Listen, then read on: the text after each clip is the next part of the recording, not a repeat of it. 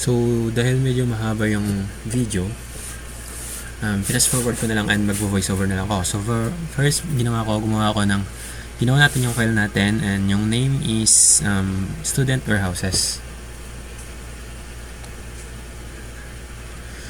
So, sa first table, sa ID, pinalitan ko siya ng student ID, primary key, and then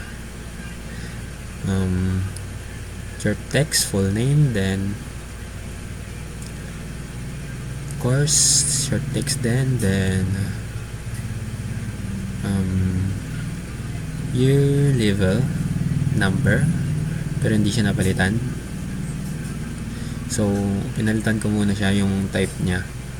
Then, sinip ko muna siya as students table. So, pinalitan ko yung type ng year, level from short text to number. So, let's go back here. Then, sa next table is ginawa ko naman is yung ID, pinalitan ko siya ng subject ID. So, ito yung subjects table. And then, subject name, short text.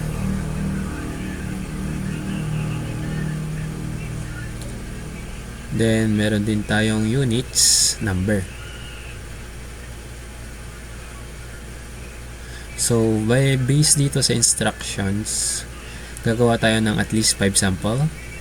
And then, yung relationships. So, dito natin nagagawa yung isang table. Gagawin muna natin. Pero simulan natin to as subjects.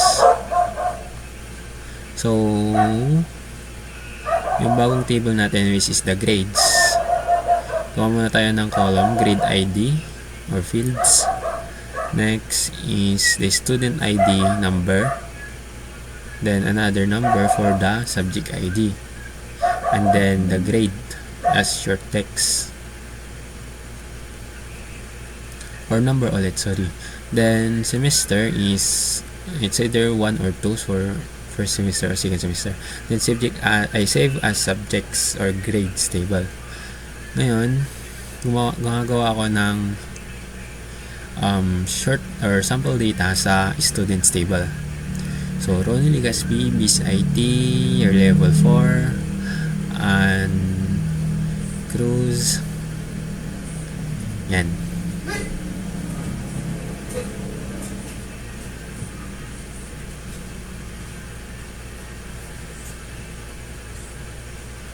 And then yung course nila, say BIS IT, BIS BA, BIS HM, BIS IT. 3, 3, 2, 1. Yeah.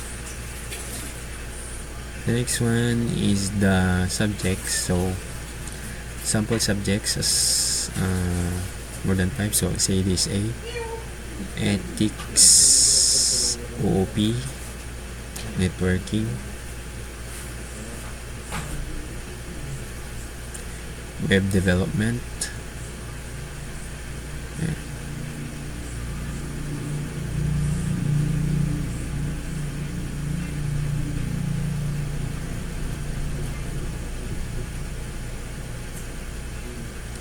So, maximize lang natin para mas malinaw. Okay, sa units naman, 2, 2, 2, 2, and 3. So, sa grades naman, sample data, student ID, since hanggang 5 lang yung student natin, dapat 1 to 5 din lang. So, yeah. Grades, 98, 78, 97, 78, and 70. Sa semester, it's either 1 or 2, or first semester or second semester. Okay, so save natin lahat. And then next instruction is yung relationships. So wala tayo sa relationships, i-drag natin lahat ng table na ginawa natin. And then yung connections nila. So from students to grades. Okay, so yung student ID to grade is student ID. 1 to many. And then, dapat i-close daw muna natin lahat para makapag-edit tayo dun sa relationships. So, student ID to student ID, subject ID to subject ID from subjects table. So, Next is gagawa ng query, student performance. So pumunta ako ngayon sa may queries, and then drinag natin lahat ng tables natin, and then base instructions ulit. Yan, student name, course, subjects, and grades yung kukunin natin. So from students table, yan,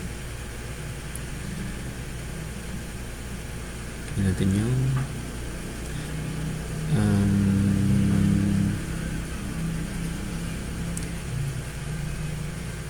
okay, and then sa grades, kunin natin yung grade. Okay, now save natin.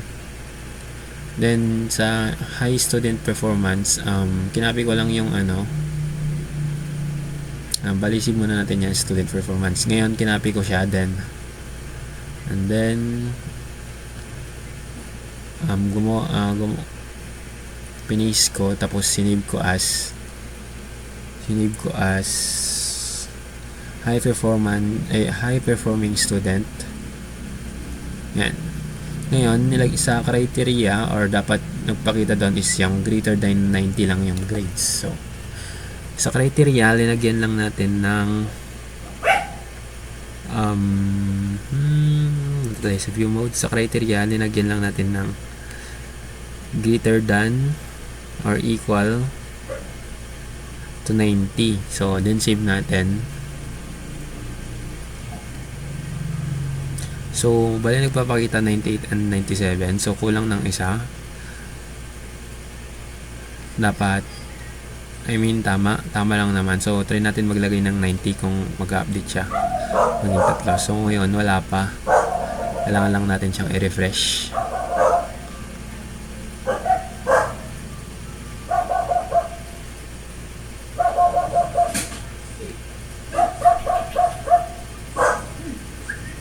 Yan, kunting refresh lang. Kunting hanap ng problema.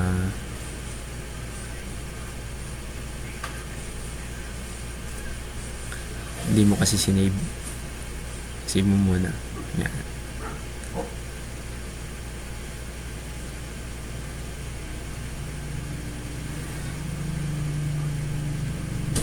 So ayun, nandun na si 90. Next instructions is ano bang sunod sa instructions?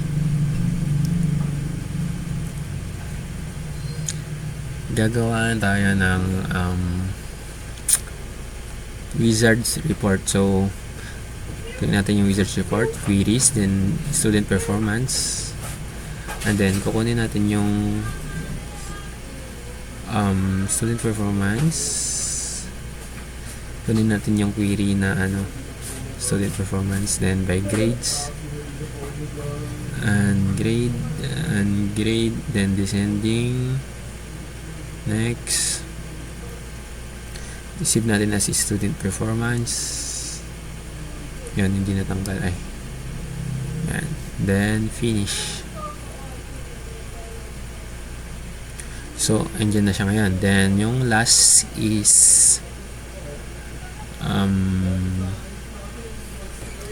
so bali dito, try ko muna i-fix kung pwedeng gawing descending yung grade.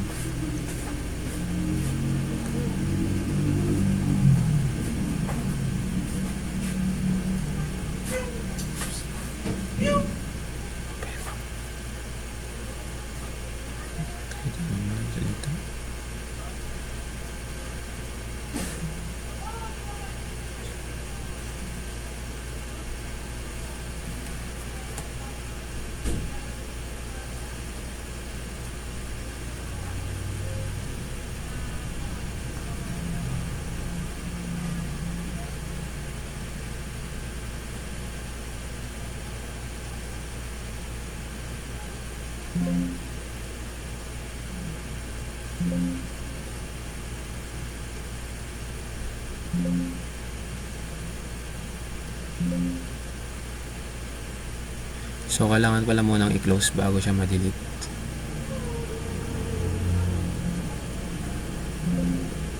Okay, so ngayon na-delete na siya, and then yung last na gagawin natin is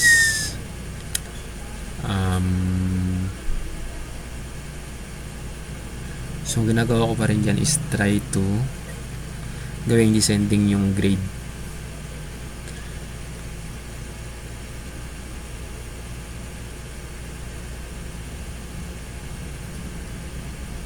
Pero yung lumalabas is nauuna yung grade sa field. So, in-skip ko na lang siya. Then, bumalik ako sa student performance. Then, ginawa ko yung chart. So, punta lang kayo sa home or edit view, and then create.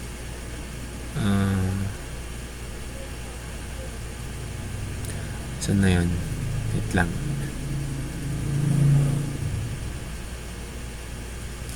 Hanapin lang natin kung saan yung tabs na pwedeng maglagay ng charts.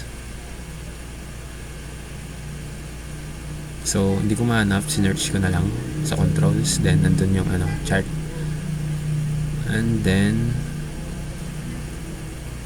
sinelik ko yung column chart. Then, sa Gidly, sinelik ko yung queries. And then, yung student performance. So, sa axis, lalagay natin si...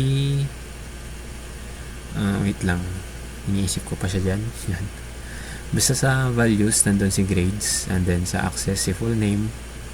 And then, sa legend, si subject name. So, ayan. Pagka zoom in ko siya. Ayan. Ayan na po yung charts natin. So, yun. Nawala siya. Inulit ko ulit.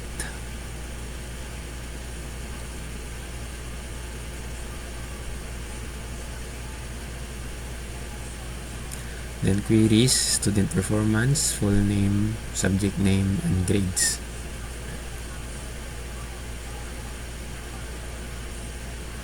Medyo nahihirapan ako mag-control dito.